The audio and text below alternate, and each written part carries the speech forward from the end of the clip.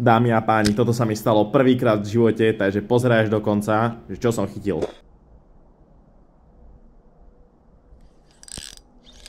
Je tam.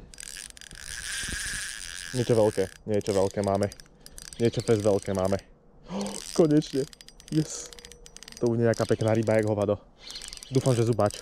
Prosím, buď to zubač. A pekný zubač. Ježiši Kriste, ale to ťahá. Joj, to bude veľké. Konečne. Na gumičku som si to vyklepal. No, to ide. Joj, to bude pekná ryba. Nezamotaj sa hlavne nikam. Poď sem. Ty kokos, to bude pekná ryba. Ty, ale udica to nezvláda celkom. To už je moc malá udica na toto. Ty vole, čo to bude za rybu? Poď sem, hlavne sa neotrhni.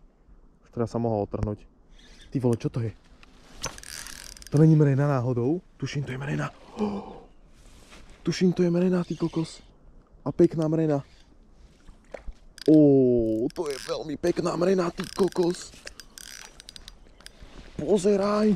Taká 50-ka mrena, ty kokos, odtiaľ. Toto som ešte tu nechytil. No fucking shit. Hej, borci, toto je moja prvá mrena na prilač. Ja som to nevedel chytiť, ja som sa tomu vôbec nevenoval.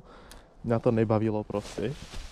Ale konečne prišla. Ježiš. Počkaj, tu sú mokré listie, tu sa nič nestane. Tu si položím udicu hore. A ideme sa na ňu pozrieť. A hlavne sa nezačne trepať. Ty kokos, krásne si to spapala.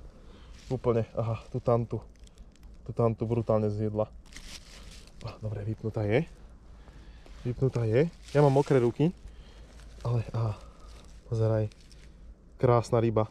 Nádherná ryba. Ty kokos, jaký som šťastný. Nebudem umerať, sa mi nechce, ale... A nemá 50 asi. Tak 40 má. Ale pekná. Brutálne som spokojný. Ježiš, dneska sa mi to podarilo. Konečne. Prvýkrát v živote. Je to tam.